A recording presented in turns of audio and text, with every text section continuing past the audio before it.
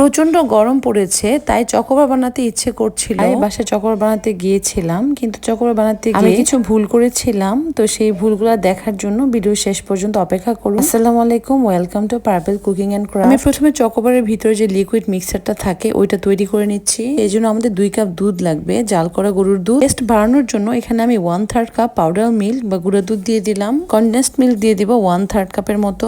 Custard powder দিয়ে দিব 1 চা চামচের মতো। আর কর্নফ্লাওয়ার দিয়ে দিব 2 চা চামচের মতো। দিয়ে সবগুলো উপকরণ ভালো মতো একটু নেড়েচেড়ে মিক্স করে নেব। তারপর আমি এই পর্যায়ে চুলাটা জ্বালিয়ে দিব। আর এখানে আমি ভ্যানিলা এসেন্সও দিয়েছি ফ্লেভারের জন্য। তারপর আমি এটাকে জাল করা শুরু করব।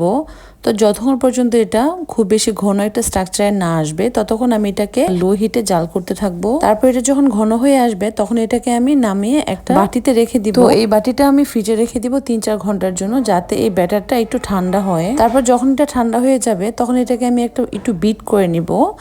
এটা যদিও অপশনাল, কিন্তু বিট করে নিলে এই লিকুইডটা একটা ফোমি স্ট্রাকচারে পরিণত হবে এবং খেতে ভীষণ মজাদার হবে। কিছুক্ষণ আমি এটাকে বিট করে নেব। তারপর এটা কিন্তু পরিমাণও একটু বেড়ে যাবে এবং ঘন ঘন ফোমি একটা স্ট্রাকচারে চলে আসবে। আমি এখন আমার পছন্দ মতো একটা মোল্ড নিয়ে নিলাম। আপনাদের পছন্দ মতো 1 টাইম গ্লাস বা আইসক্রিমের মোল্ড বা যে ধরনের মোল্ড আপনাদের পছন্দ আপনারা পছন্দ মতো করে নেবেন।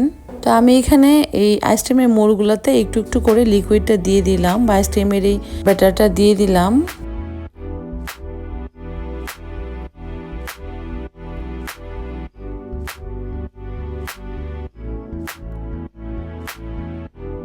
তারপর এটা মুখগুলো ঢাকনা দিয়ে বন্ধ করে দিলাম। আর বাকি যে ব্যাটারটা রয়েছে সেটা আমি আলাদা 2টা চায়ের কাপে ঢেলে নিচ্ছি। ফয়েল পেপার দিয়ে ঢেকে দিব এবং এখানে সামান্য একটু ছিদ্র করে আইসক্রিমের কাঠি দিয়ে দিব। তারপর এটাকেও ফ্রিজে রেখে দিব কয়েক ঘন্টার জন্য। তো ওইদিকে আমার আইসক্রিমগুলো ঠান্ডা হতে থাক। এখানে আমি চকলেট মেল্ট করে নিব।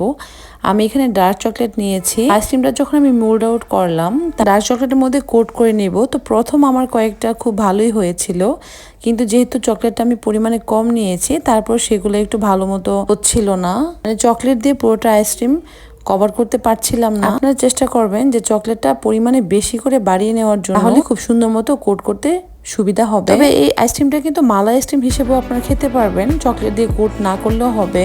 যেহেতু আমি চকোবার বানাতে চাচ্ছিলাম তাই এইভাবে চকোবারের মতো ডেকোরেশন করার চেষ্টা করেছি, কিন্তু আমার ডেকোরেশন গুলো খুব একটা ভালো হয়নি। আপনারা চেষ্টা করবেন চকলেটটা পরিমাণে বেশি করে নেওয়ার জন্য। আর আইসক্রিমের যে কাঠিগুলো আছে সেগুলো দিলে বেশি ভালো হবে এবং আইসক্রিমটাকে ভালো মতো কোট করতে সুবিধা হবে। প্রচন্ড গরম পড়েছে, এই গরমে নিজের প্রতি যত্নশীল হবেন এবং বাচ্চাদেরকেও যত্নে রাখবেন, বেশি করে পানি পান করবেন। সবাই ভালো থাকবেন, সবাই সবার জন্য দোয়া করবেন। আল্লাহ হাফেজ।